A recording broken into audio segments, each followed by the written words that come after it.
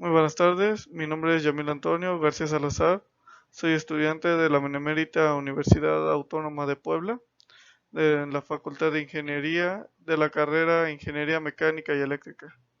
En el tema que estaré tratando al inicio es la resistencia. La resistencia se define como la fuerza que se opone al flujo de la corriente eléctrica.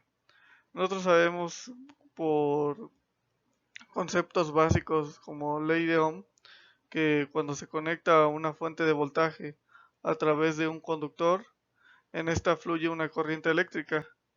La fuerza que se opone en contra de que esta corriente eléctrica circule a través del conductor se le conoce como resistencia. Esta resistencia puede ser o una resistencia física, la cual esté ahí a propósito en el circuito para limitar la corriente, o a veces existe también resistencias que son propias del mismo material, ya que actualmente no existe ningún material que no ponga ninguna resistencia al flujo de los electrones. Como anteriormente estábamos platicando, la resistencia es la oposición o dificultad que tiene la corriente eléctrica para circular. Eh, Esta tiene diferentes factores que la pueden alterar para que sea o más de menor magnitud o mayor magnitud, como es el caso del tipo de material o la sección o grosor del material que estemos usando, o también su longitud. Este, este esfuerzo es el que cada electrón tiene que vencer para poder circular a través del conductor, ya que entre mayor sea el valor de una resistencia, mayor va a ser la dificultad para que la corriente pueda circular a través de este material. Principalmente se pueden clasificar tres tipos de materiales. Los conductores, que en este caso se tiene una pequeña ilustración demostrando que a través de un conductor el electrón puede circular casi libremente. Los semiconductores tienen esa peculiaridad de que pueden o no facilitar la, la circulación de la corriente, pero eso depende de algunos factores. Y los aislantes son los que su principal función o principal característica se define como que ellos se oponen completamente al flujo de electrones, a la corriente eléctrica, por la cual por más que intente el electrón no va a poder circular a través de un aislante. La resistencia eléctrica se mide en la unidad de medida para calcular esto es el ohmio. El ohmio se representa con el símbolo de la omega, el cual está en esta parte, y se representa con la letra R. Comúnmente en circuitos eléctricos y electrónicos podemos encontrar la simbología de una resistencia con cualquiera de estas dos formas. Son de las formas más comunes en las que podemos encontrar representada la resistencia. Como se había comentado, la resistencia puede ser una resistencia que esté físicamente, que actúe para delimitar el flujo de electrones, o también, como el caso de cualquier material, los conductores, aunque sean muy buenos conductores eléctricos y permitan con facilidad el flujo de electrones, estos siempre tendrán una resistencia, aunque puede ser mínima. Eh, para el caso de los conductores, esta se puede calcular con la siguiente fórmula, donde P es la resistividad del material, que por el caso que podríamos ejemplificar aquí es el cobre, que el cobre, dependiendo del tipo de cobre que sea, el fabricante te proporciona ese valor de resistividad que tiene el material, y donde la L es la longitud que tiene el material. No es lo mismo que uses eh, 1 metro de cobre a usar 10 metros de cobre, ya que entre mayor sea la longitud del cobre, mayor será la resistencia interna que éste tenga. Y es el área transversal de nuestro conductor. En este caso, mayormente los alambres de cobre se toma como circular, ya que la mayoría tienen esa forma en su sección transversal. Y pues la resistencia de un conductor se puede calcular mediante esta fórmula. Para continuar, hablaremos sobre la clasificación de las resistencias. Las resistencias se clasifican principalmente en tres tipos, los cuales son los que abordaré a lo largo de este video. Eh, la primera clasificación de la que hablaré es de las resistencias fijas. Su única función es principalmente esa, la de cualquier resistencia, el oponerse al flujo de la corriente eléctrica. Lo que esto hace es limitar la corriente eléctrica y tener una corriente eléctrica de valores constantes que nosotros podemos especificar de acuerdo a la resistencia que nosotros coloquemos. Eh, Más que nada se usa para que la corriente esté controlada y no supere ningún valor mayor al que se necesita, porque en algunos casos podría quemar el circuito o causarnos problemas. Las resistencias físicas tienen principalmente los aspectos que se ven en la imagen de la parte inferior. Estas son algunos ejemplos de resistencias fijas, las cuales están presentes a lo mejor muy comúnmente las hemos visto en circuitos o en algunos aparatos electrónicos que hay en casa. Y estas, la mayoría se clasifican bueno, se sabe el valor de cada resistencia por un código de colores, donde, donde la lectura se hace de izquierda a derecha, donde la primera banda nos dice el primer dígito del valor de la resistencia. Eh, la segunda banda nos dice el segundo dígito de la resistencia y el tercero es el multiplicador por el que tenemos que multiplicar los dos dígitos para obtener el valor final de nuestra resistencia. Y por último, si existe una cuarta banda, la cuarta banda nos indica la tolerancia que tiene esta resistencia, ya que puede llegar a superar por ciertas pequeñas cantidades, como en el caso de la banda roja, que se puede superar por 2%, para, claro, el no intentar sobrecargarla y poder quemar una resistencia. Prosiguiendo con la clasificación, la siguiente clasificación es las resistencias variables o potenciómetros.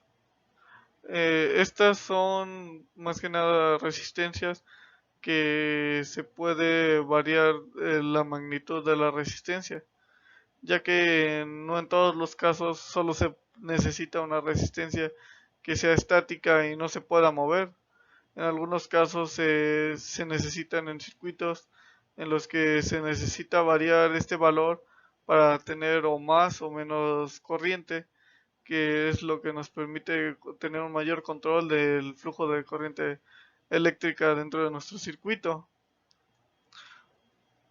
La mayoría de estas podemos modificar la magnitud de la resistencia con un contacto deslizante, como son el caso de los ejemplos que se tienen aquí visualmente, como estos potenciómetros que llegan a estar en algunos aparatos o se llegan a usar en algunos circuitos electrónicos. Y el último de las clasificaciones es las resistencias especiales. Las resistencias especiales son las que varían su valor en función de una estimulación por un factor externo, como son, en el caso de estos, son un fotodiodo. Un fotodiodo varía su resistencia dependiendo si este recibe la radiación, que se podría decir la radiación solar o no. Estos son casos especiales de resistencias que no son ni fijas ni como el caso anterior de variables. O también los termistores, o también se conoce mucho como los NTC. Estos son algunos de los casos, como hay muchos más, pero son algunos de los casos de resistencias especiales. Y para casi finalizar nuestro pequeño resumen de la resistencia, eh, en los circuitos nosotros ya sabemos que pues, comúnmente la forma de notación de las resistencias es esta, pero en un circuito pueden existir dos o un número infinito de resistencias que estén dentro del circuito. Sería algo ineficiente y algo muy tedioso que el tener que hacer cálculos individuales por cada una de estas resistencias. Para ello es que se hacen los cálculos para obtener resistencias equivalentes.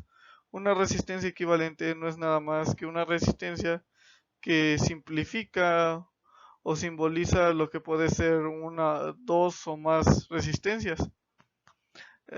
Para poder calcular una resistencia equivalente es importante saber los conceptos y saber el poder saber si una resistencia se encuentra en serie o una resistencia se encuentra en paralelo, como es en el caso derecho.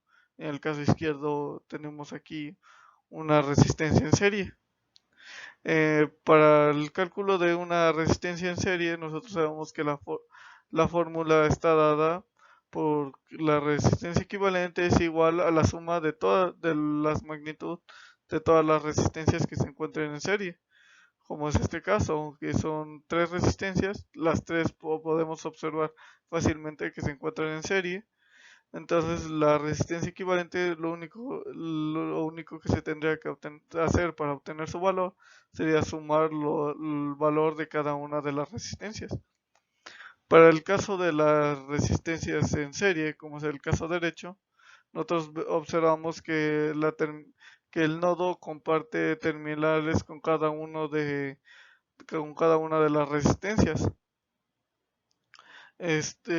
Para el cálculo de una resistencia en paralelo, se sabe que la fórmula es 1 entre la resistencia equivalente, que es igual a decir que la inversa de la resistencia equivalente, más la suma de las inversas de los valores de las resistencias. En cualquiera de los dos casos podría existir, como es el caso actual de 3, pero podrían existir 10 o 20 o un millón o infinidad de resistencias.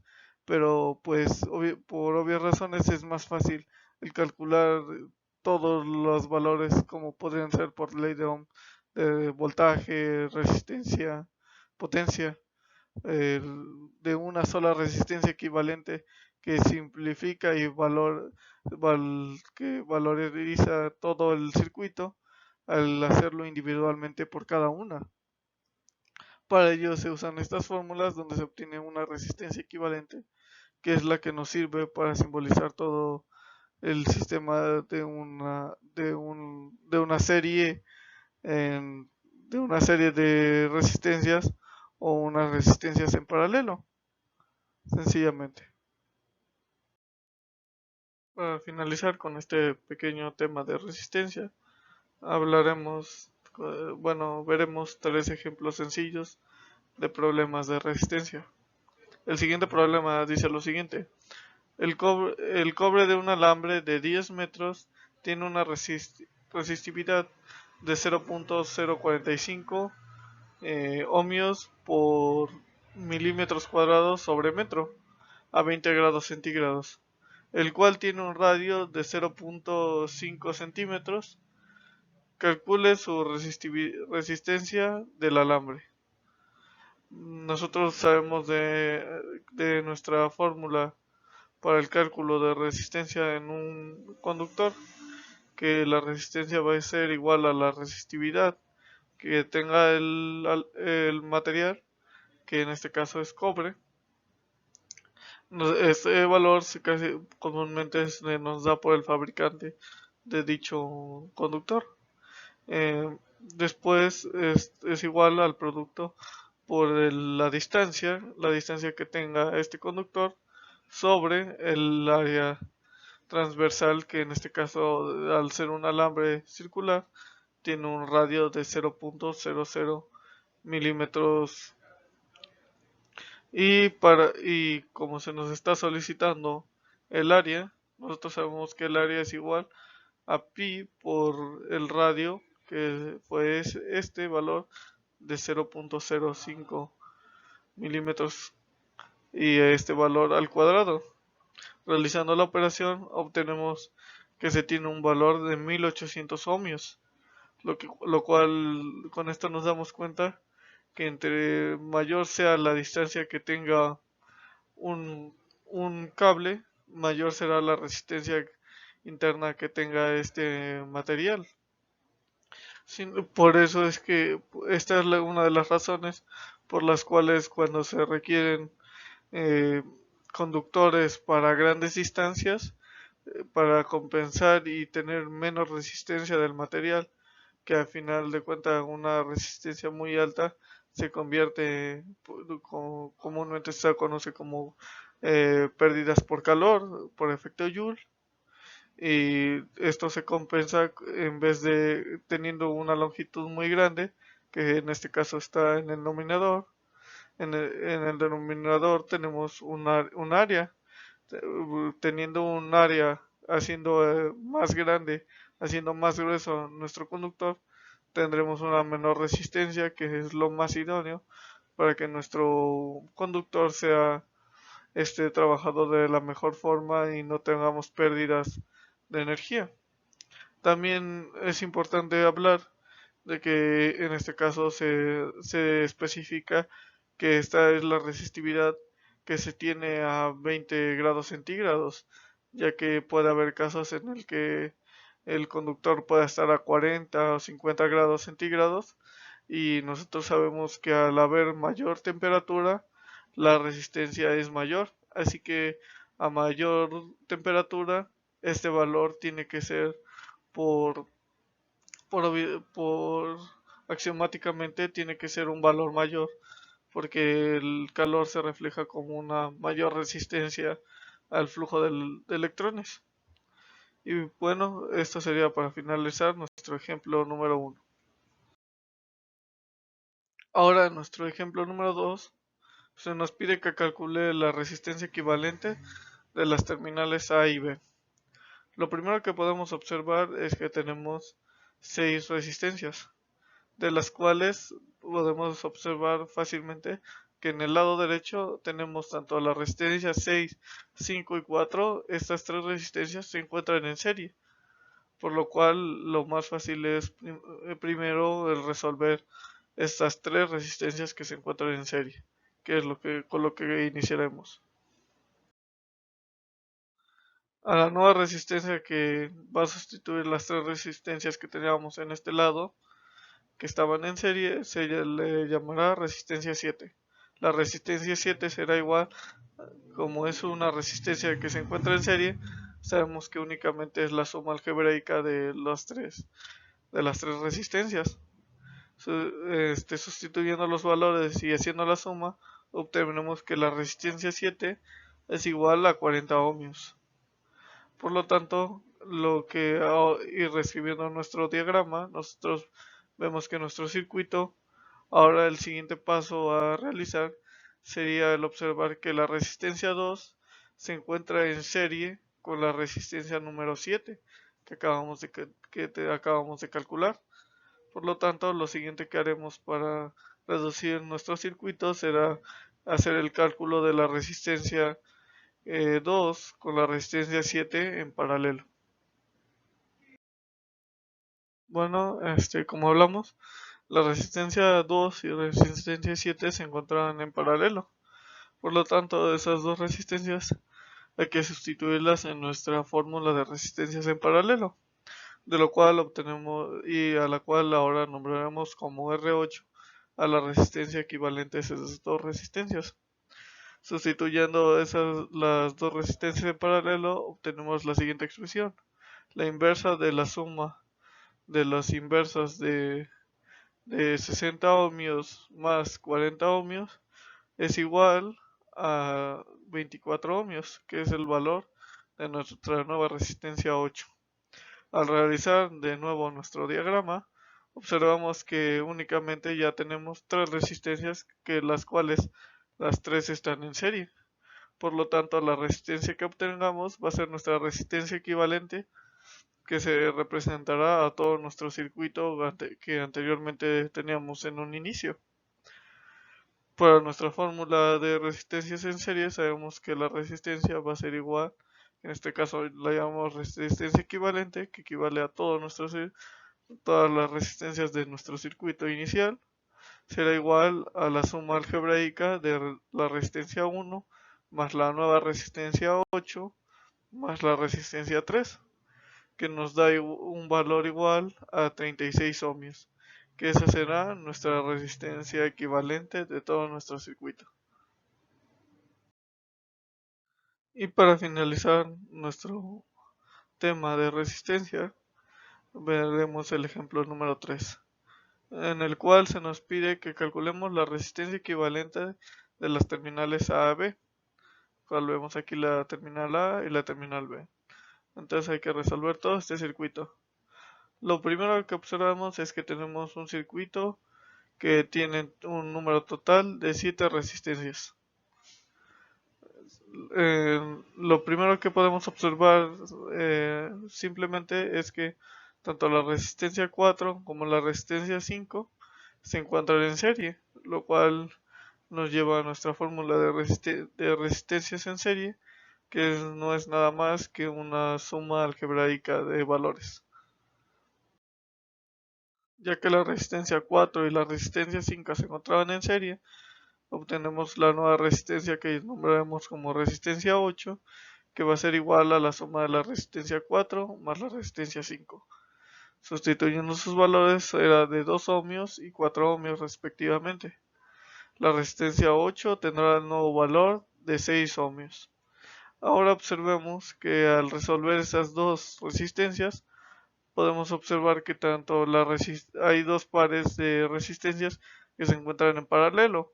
La resistencia 3 con la resistencia recién calculada 8 se encuentran en paralelo, y la resistencia 6 y la resistencia 7 también se encuentran en paralelo, por lo cual procederemos a resolver ese par de resistencias con la fórmula de resistencias en paralelo. En el primer caso la nombramos resistencia 9, a la que se encuentra en esta parte superior, que solo de estas dos resistencias obtendremos una resistencia equivalente.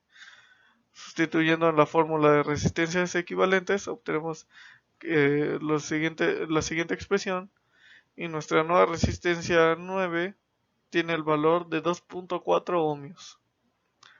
Para el caso de nuestro par de resistencias de la parte inferior, tenemos la siguiente expresión, que va a ser igual a 1 entre la suma de las inversas de la resistencia 6 y la resistencia 7. Sustituyendo sus valores numéricos, obtenemos esta expresión, y realizando las operaciones obtenemos que tiene un valor de 4 ohmios. Y ahora que ya resolvimos este par de resistencias y este par de resistencias, las cuales ambos pares estaban en paralelo, podremos obtener otro circuito más simplificado. Ahora obtenemos este circuito, que es mucho más simple al circuito que nosotros teníamos en un inicio. Ahora podemos observar que tenemos otros dos pares, pero esta vez se encuentra el par superior se encuentra en serie y el par inferior de igual forma se encuentra en serie. Por lo tanto, vamos a sustituirlos en nuestra fórmula de resistencias en series, que no es más que nada que una suma algebraica de valores, donde la resistencia 1 se sumará con la resistencia 9, dándonos una nueva resistencia que llamaremos resistencia 11, que es igual a 8.4 ohmios. Y en la parte inferior se sumará la resistencia 2 con la resistencia 10, que nos dará un valor de 8 ohmios, y a esta resistencia la nombraremos como resistencia número 12. Para finalizar, para ya casi concluir con este último problema, podemos notar que en nuestro circuito nos restan dos resistencias, las cuales están en paralelo. Al resolver estas dos resistencias, que son las dos últimas, nos dará una sola resistencia que iniciará en la terminal A y terminará en la B, y será nuestra resistencia equivalente. Al estar en paralelo, la sustituimos en nuestra fórmula de resistencias en paralelo y obtenemos la siguiente expresión. Sustituyendo los valores numéricos, obtenemos esta siguiente expresión. Y para finalizar, obtenemos que nuestra resistencia equivalente de todo nuestro circuito es igual a 168,41 ohmios. Esto es un valor fraccionario, que es pasando a un valor decimal, obtenemos que nuestro valor real es de 4.0975 ohmios, que sería el valor de nuestra resistencia, que es equivalente a todo nuestro circuito. Para finalizar este tema de resistencias, este es el último problema, y podemos decir que como conclusión que es importante conocer las resistencias, ya que éstas se encuentran presentes en casi todos o en la gran mayoría de los circuitos. Que las resistencias no es, aunque a veces se pueda ver simbólicamente como un aparato, como las habíamos demostrado, como las resistencias fijas. También existe la resistencia que están dadas, por ejemplo, como en las propias por los materiales, como es la del cobre, ya que esta resistencia, por así decirlo, físicamente no se ve, pero es una resistencia que existe dentro del material. Por eso es importante el conocerlo y el saber cómo resolverlas, ya que en casos de circuitos más grandes y en caso de necesarios de que nosotros tenemos que calcular por ley de Ohm, por ejemplo, en circuitos de CC necesitamos calcular su corriente, su voltaje, su intensidad. Sería algo muy complicado el tener un circuito con 10.000 o muchas más, 10 o 20 o 30 o una infinidad de resistencias. Sería algo muy tedioso, muy largo, muy complicado el hacer los cálculos por cada uno de esas resistencias. Por lo cual estos métodos son muy importantes, porque son las bases para poder, de un circuito muy grande de resistencias, poder reducirlo a una sola resistencia y de ahí obtener los resultados de voltaje, resistencia, que equivaldrán a los que tanto de esta sola resistencia que obtenemos al final sería lo mismo a lo de todo ese circuito, que individualmente sería algo muy difícil, muy largo de calcular, y tal vez difícil porque en el transcurso de realizar una operación y otra existe el riesgo de llegar al error. Sin en cambio, teniendo una única resistencia equivalente, estos cálculos se vuelven más sencillos y más prácticos. Bueno, esto sería todo por finalizar en nuestro tema de resistencia. Muchas gracias.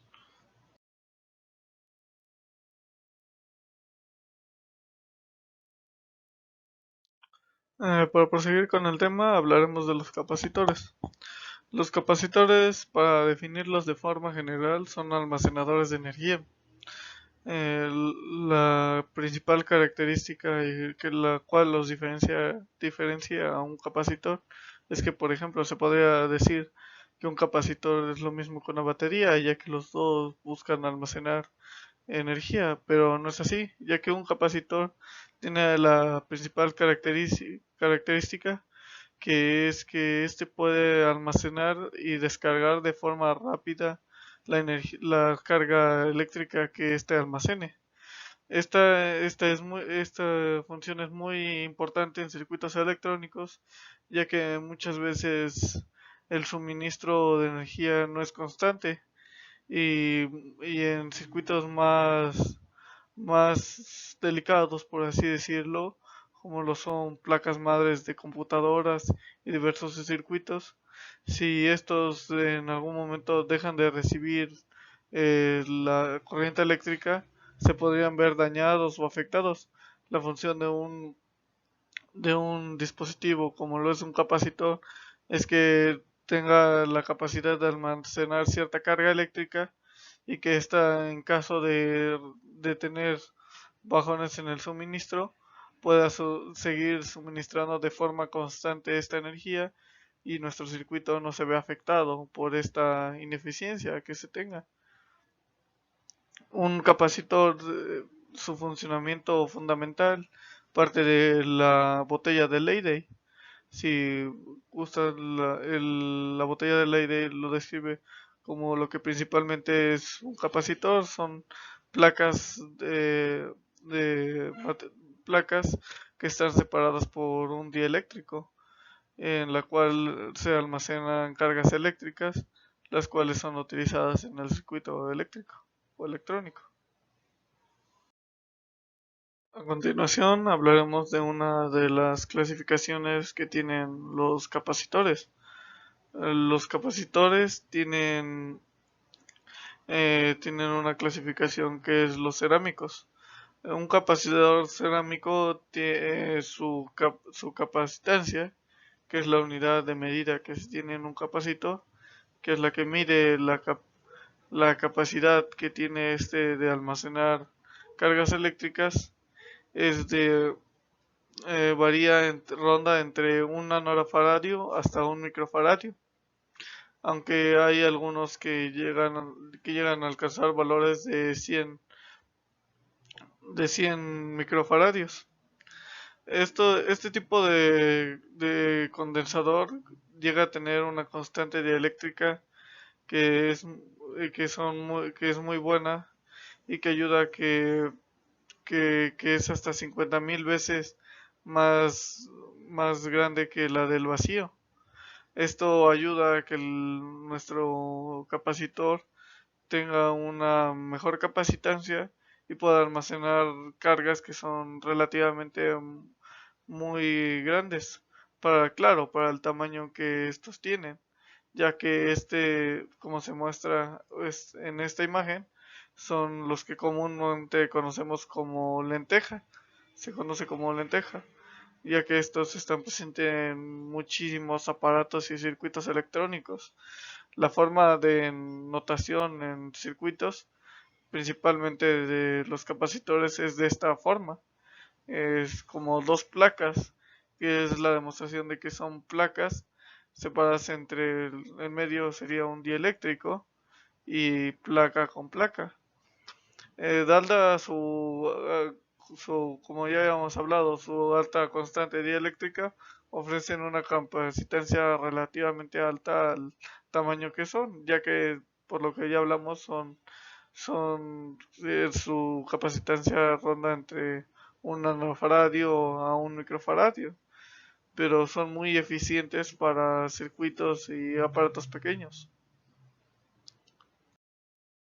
Prosiguiendo con los capacitores cerámicos, la lectura del código que se toma para estos capacitores es un código japonés que consiste en letras y números, las cuales los dos primeros números son las cifras de la capacitancia y el tercero es el multiplicador por el cual tenemos que multiplicar estas dos primeras cifras.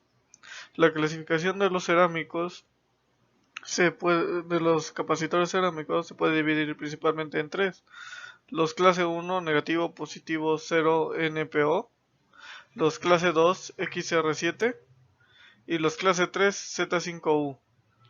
La principal desventaja que tiene este tipo de capacitor, que es el cerámico, es que viene esta desventaja de su principal característica, que es que tienen una elevada constante dieléctrica, ya que al tener una constante dieléctrica tan elevada, se vuelve en un capacitor muy susceptible a las temperaturas. Esto quiere decir que a temperaturas elevadas, estos capacitores lo reflejan con pérdidas en su capacitancia.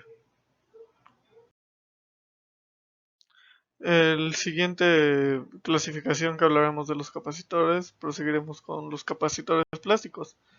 Los capacitores plásticos se caracterizan por resistencias altas en sus aislamientos y el que este tipo de capacitor puede soportar elevadas temperaturas, ya que este tipo de capacitor puede ser una opción más viable pa- en, en sustitución de, por ejemplo, la clasificación anterior, que fueron los capacitores cerámicos, ya que a diferencia de los capacitores cerámicos, este tipo de capacitor puede soportar altas temperaturas por el material que tiene su carcasa, que es de plástico, además de algunas otras características.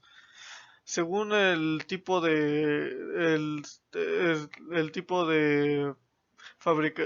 proceso de fabricación que tenga la armadura del capacitor, se puede diferenciar en tipo K y tipo MK, en el cual el tipo K está hecho de metal y el MK está hecho de metal vaporizado. El rango en el que podemos encontrar este tipo de capacitor ronda más o menos entre un, una milésima de microfaradio a 4.7 microfaradios.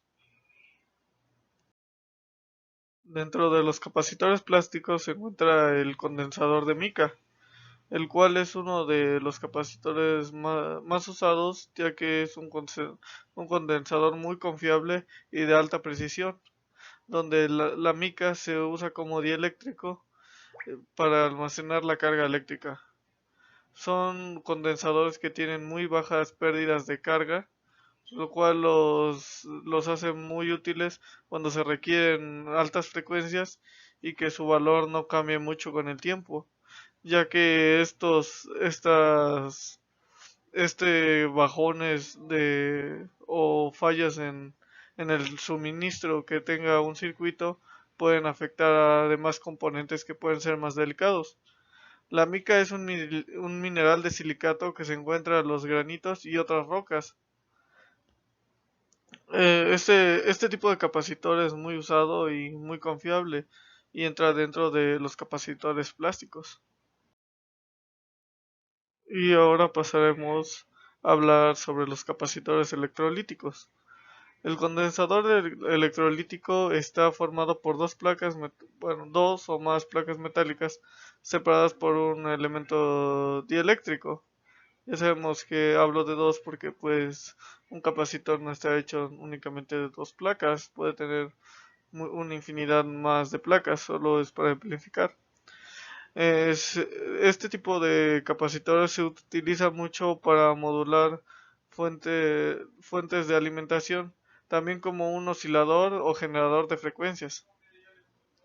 La aplicación típica de un condensador electrolítico es incrementar la potencia eléctrica en momentos puntuales que se necesita una fuente de descarga. Como ya lo sabemos, pues los condensadores son almacenadores de energía y la ventaja que estos nos ofrece, a diferencia de, por ejemplo, una batería, es que estos pueden ofrecer una carga y descarga muy rápida de esta energía almacenada.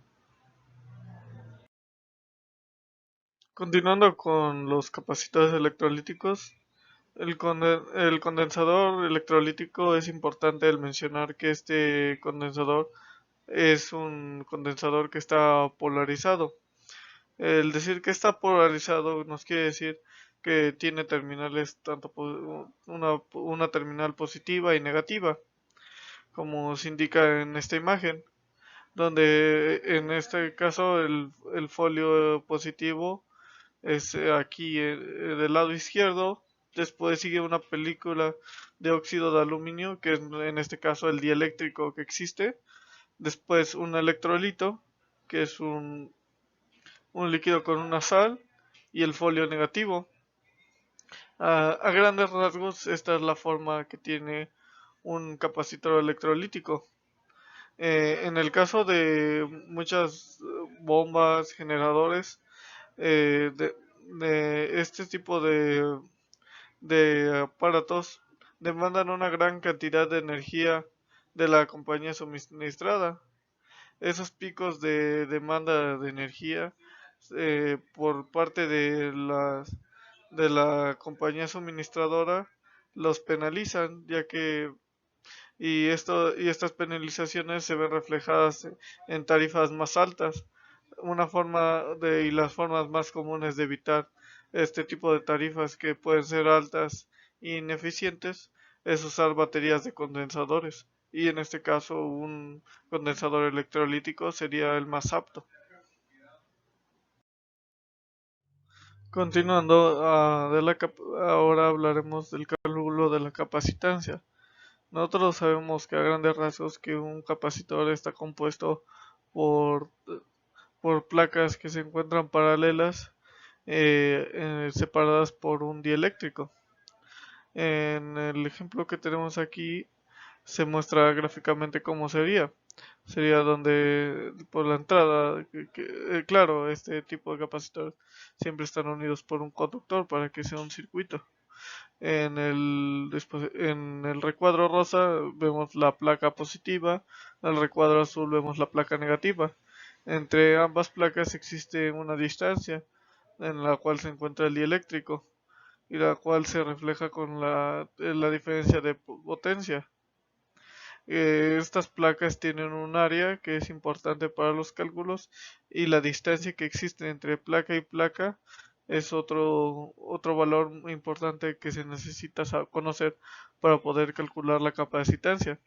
Como sabemos, la capacitancia es la capacidad que tiene un capacitor de almacenar cierta cantidad de energía. La cantidad de carga que adquieren las placas es proporcional a la magnitud de la diferencia de voltaje que se aplicó en dichas placas. Eso se refleja en la siguiente fórmula, donde Q es la carga, que es igual a la capacitancia por el voltaje. Cuando deseamos calcular la capacitancia de un capacitor de placas paralelas, como es el caso de esta ilustración, eh, tenemos que utilizar la siguiente fórmula, donde C es la capacitancia, epsilon es la constante de permitividad, A es el área de las placas y D es la distancia que existe entre las placas. Donde esta epsilon que vimos de la fórmula anterior se le conoce como permitividad eléctrica, o también llamada permitividad del medio aislante.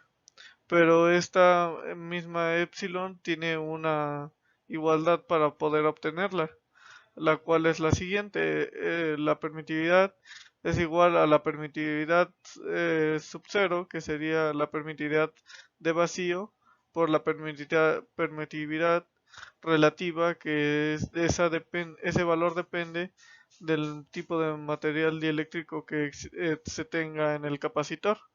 La permitividad de vacío que se tiene es de 8.85 por 10 a la menos 12 faradios sobre metro. Teniendo esos valores podemos obtener la permitividad eléctrica y sustituirlo en la fórmula anterior. Para finalizar, hablaremos del cálculo de capacitores en serie y en paralelo.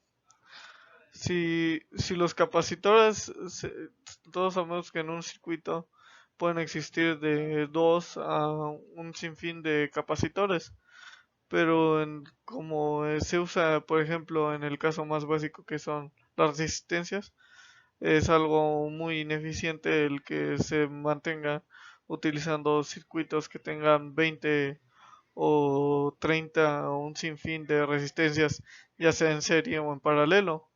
Nosotros sabemos que en el caso de las resistencias, se puede simplificar a una resistencia equivalente. En el caso de las capacitancias ocurre lo mismo, pero para el cálculo de una forma diferente.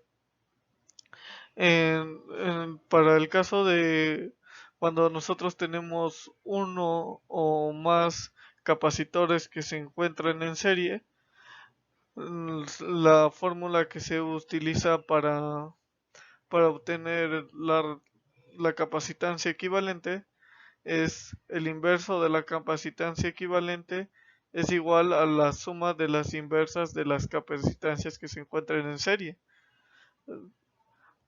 de la cual la carga total de los capacitores es la misma que se distribuye en cada capacitor, en el caso de capacitancias en serie. Y la diferencia de potencial es total, es la suma de cada diferencia de potencial de cada capacitor.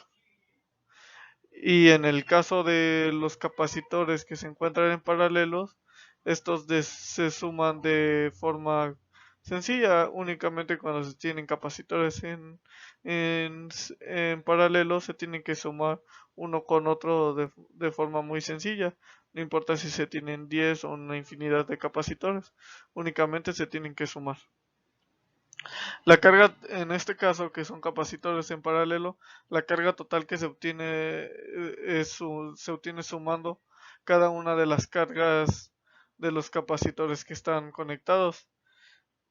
Y los capacitores tendrán la misma potencial, el mismo potencial en cada uno de ellos. Esto se ve de forma, se podría decir, de casi forma inversa que en el caso de las resistencias, pero es muy fácil y aplicable para los diversos circuitos que podemos encontrar de capacitores. Para finalizar el tema de capacitores, veremos tres sencillos problemas. En el primer ejemplo tenemos dos láminas cuadradas de estaño de 15 centímetros de lado están adheridas a las caras opuestas de una lámina de mica de 0.05 milímetros de espesor, con una permitividad relativa de 5.6. ¿Cuál será su capacitancia? Lo primero que hacemos es anotar todos los datos que tenemos. Tenemos que en este caso son cuadradas y tenemos un lado de 15 centímetros que transformándolo es igual a 0.15 metros. Tenemos una permitividad relativa de 5.6, una distancia entre placas que es de 0.5 milímetros, que es igual a 5 por 10 a la menos 5 metros. Sustituyendo la permitividad relativa en la ecuación de la capacitancia, obtenemos la siguiente fórmula, donde la capacitancia es igual a epsilon sub 0 por epsilon relativo, que es igual a las permitividades, por el producto del área sobre la distancia. Sustituyendo los datos de nuestro problema, sabemos que la permitividad del vacío es igual a 8.85 por 10 a la menos 12 farads sobre metros, que tiene el producto por la permitividad relativa que tenemos en este lado anotada. Y el área sabemos que para un cuadrado es lado al cuadrado, que es el 0.15 metros al cuadrado. Entre la distancia que tenemos entre placas, que era de 0.05 milímetros. Realizando la operación de este lado, obtenemos que la capacitancia es igual a 22.302 nanofaradios. Para el ejemplo número 2, tenemos el siguiente problema. Las placas paralelas de un capacitor con vacío están separadas por una distancia de 4 milímetros y tienen 0.05 metros cuadrados de área. Se aplica una diferencia de potencial de 127 volts a través del capacitor. Calcule la capacitancia, B, la carga de cada placa. Ahora, para resolver este problema, nosotros tenemos la fórmula de la capacitancia, la cual ya sabemos que la capacitancia es igual a la permitividad por el producto del área sobre la distancia. Sustituyendo la permitividad, que en este caso es de vacío, es igual a 8.85 por 10 a la menos 12 faradios sobre metros, por el producto del área, que en este caso es un área de 0.05 metros cuadrados, sobre una distancia que es de 0.004 metros. Haciendo las operaciones obtenemos un valor de 0.110625 nanofaradios. Y en este caso ya obtuvimos nuestra capacitancia, que es el primer inciso que se nos pide. Para el segundo inciso se nos solicita que calculemos la carga. La fórmula de la carga sabemos que es igual a carga, es igual al producto de voltaje por la capacitancia. Nosotros tenemos la capacitancia, la cual se multiplica por el voltaje que se está teniendo, que es de 127 volts. Una vez realizando esta operación, obtenemos que la carga es igual a 14.0493 nanocoulombs. Para el ejemplo 3, tenemos el siguiente problema. Se nos pide que encontremos la capacitancia equivalente de la combinación de condensadores que se muestran en el siguiente circuito. En el siguiente circuito observamos que tenemos 5 condensadores. Lo que de primera vista podemos notar es que el condensador 3, que es este, y el condensador 4 se encuentran en serie, que estos dos capacitores serían los primeros que empezaremos a resolver. Bueno, siguiendo con el circuito, nosotros habíamos platicado que lo que se iba a realizar primeramente era resolver este lado derecho de nuestro circuito, donde se encontraban dos capacitores en serie, ya que estos dos capacitores se encontraban en serie, los sustituiremos en la fórmula de capacitores en serie para poder obtener un capacitor equivalente a estos dos capacitores. Nosotros sustituyéndolos tenemos la siguiente expresión, que es el inverso de la suma de las inversas de los capacitores tanto 3 como 4 va a ser igual a nuestro nuevo capacitor 6, que será equivalente a esos dos capacitores. Sustituyendo los valores numéricos tanto del capacitor 3 como el capacitor 4, obtenemos la siguiente expresión. Y para finalizar, y realizando esas operaciones, obtenemos que el capacitor 6, que será equivalente, es igual a 7 microfaradios. Una vez obteniendo este valor, notamos que en nuestro circuito tenemos estos tres capacitores que se encuentran en paralelo. Lo siguiente será resolver estos tres capacitores para ya poder dejar únicamente dos capacitores que se encuentren en serie y ya poder obtener nuestro capacitor equivalente. Bueno, como ya lo habíamos hablado, las tres capacitancias anteriores se encontraban en paralelo, por lo cual nos vemos en la necesidad de calcular una capacitancia equivalente, que será la capacitancia 7, que equivaldrá a las tres capacitancias que se encontrarán en paralelo. Sabemos que la fórmula de las capacitancias en paralelo es únicamente la suma algebraica de estas. Sustituyendo las capacitancias 1, 2 y 6, sus valores numéricos, obtenemos esta expresión, y el valor de nuestra capacitancia equivalente de esas tres capacitancias en paralelo será de 23 microfaradios. Ahora obtenemos el siguiente diagrama.